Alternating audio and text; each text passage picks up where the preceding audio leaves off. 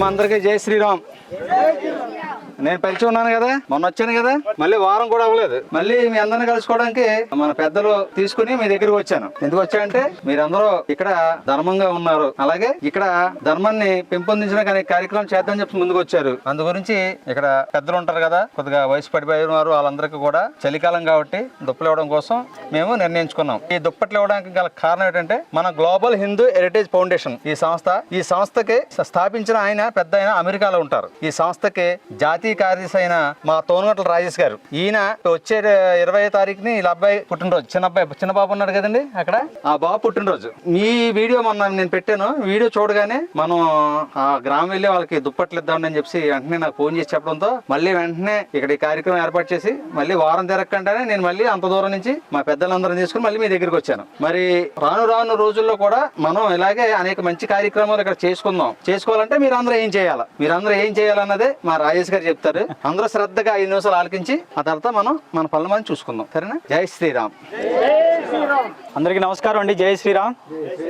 ఇందాక వచ్చినప్పుడు పెద్దలు ఎవరో మాట్లాడుతున్నారు, బహుశా మీరే అనుకుంటా, మనం హిందూ ధర్మంలో ఉండాలని.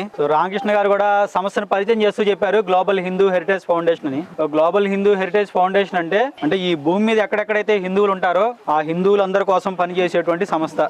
మేము మీకు వ్యక్తిగతంగా పరిచయం లేకపోయినా మేము మొదటిసారి ఈ గ్రామానికి వస్తున్నప్పటికీ మనమంతా కూడా బంధువులమే. ఎందుకంటే పెద్దలు ఏం చెప్తారంటే హిందువులు అందరూ బంధువులు. మనం అందరం ఒకే రకమైన దేవతారాధన చేస్తాము. మనం ప్రకృతిలో భగవంతుడిని చూస్తాము, చెట్టును పూజిస్తాము, రాయిని పూజిస్తాము, రప్పని పూజిస్తాము. మనం భగవంతుడిని ప్రతి అణువులో చూసేటువంటి సంస్కృతి మనందరిది కూడా. సో ఎవరైతే భూమి మీద ఎవరైతే హిందూ ధర్మాన్ని పాటిస్తారో వాళ్ళందరి కోసం పనిచేసేటువంటి సంస్థ global Hindu heritage foundation. So ప్రధానంగా మనం ఇందాక పెద్దలు చెప్పారు, ఇందాక నేను ఇక్కడ కూర్చున్నప్పుడు విన్నాను.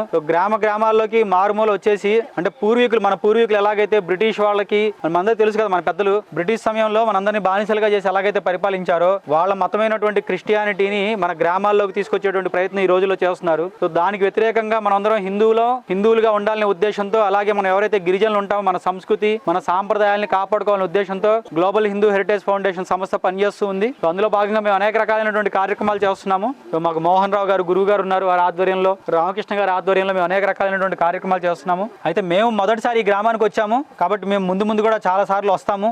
వచ్చినప్పుడు మన గ్రామంలో ఏమేమి అవసరాలు ఉన్నాయి అంటే పిల్లలకి మనం చదువు ఎలా ఉంది ఇక్కడ, వాళ్ళకి సంబంధించినటువంటి చదువు విషయాలు కావచ్చు, అలాగే పెద్దలు మీరు భజనలు ఏమైనా చేసుకుంటే భజనలకు సంబంధించినటువంటి కార్యక్రమాలు కావచ్చు, ఒకవేళ మన గ్రామాలయాల్లో దేవాలయం ఉంటే కనుక పర్లేదు, ఒకవేళ లేకపోతే విగ్రహాలు కావచ్చు, సంస్థ నుంచి చిన్న దేవాలయాల నిర్మాణం కావచ్చు, ఇలాంటి అనేక రకమైనటువంటి ధార్మిక కార్యక్రమాలు అంటే మనం హిందువులుగా మన సంస్కృతి సాంప్రదాయాన్ని పాటించుకోవడానికి అవసరమైనటువంటి అనేక రకాలైనటువంటి కార్యక్రమాలు సంస్థ నుంచి చేస్తూ ఉంటాము. ముందు మేము చాలా సార్లు వస్తాం తప్పకుండా. మోహన్ రావు గారు అలాగే రామకృష్ణ గారు వస్తారు. వారి ఆధ్వర్యంలో మన గ్రామంలో చాలా రకాలైనటువంటి కార్యక్రమాలు చేసుకుందాము. ప్రధానంగా నేను చెప్పాలనుకుంటుంది ఏంటంటే మన పూర్వీకుల నుంచి ఏదైతే మన సంస్కృతి సాంప్రదాయాలు ఉన్నాయో వాటిని మనం కొనసాగించాలండి. ఖచ్చితంగా మనకు విరుద్ధమైంది మనం ఎట్టి పరిస్థితుల్లో చేయకూడదు. అంటే ఒక చిన్న ఉదాహరణ ఏంటంటే, ఇప్పుడు ఎవరైతే క్రైస్తవులు ఉంటారో వాళ్ళు ఏం చెప్తారంటే మా దేవుడిని నమ్మకపోతే నరకంలోకి వెళ్తారు, మా దేవుడిని నమ్మితే స్వర్గం, ఇలాంటి చాలా మాటలు చెప్తుంటారు. అలాగే మా దేవుడిని నమ్ముకుంటే రోగాలు రాకుండా ఉంటాయి, మా దేవుడిని నమ్ముకుంటే డబ్బులు బాగా వస్తాయి. సో ఇలాంటి మాయ మాటలు చాలా చెప్తుంటారండి. ఆ మాయ మాటల్లో పడ్డామంటే మన జీవితం నాశనం అయిపోతుంది, మన పిల్లల భవిష్యత్తు కూడా నాశనం అయిపోతుంది. సో కాబట్టి మన తాతలు తండ్రులు ఏ ధర్మాన్ని అయితే పాటించారో ఆ ధర్మంలోనే మనందరం కొనసాగాలి. సో ముందు మనం చాలా రకాలైన కార్యక్రమాలు చేసుకుందాము. అప్పుడు అనేక విషయాలు మీ అందరికి కూడా తెలియజేస్తాము. అలాగే చాలా సంతోషం ఇక్కడికి రావడం, చాలా అదృష్టంగా మేము భావిస్తున్నాము. మీ అందరినీ కలవడం కూడా. జై శ్రీరామ్.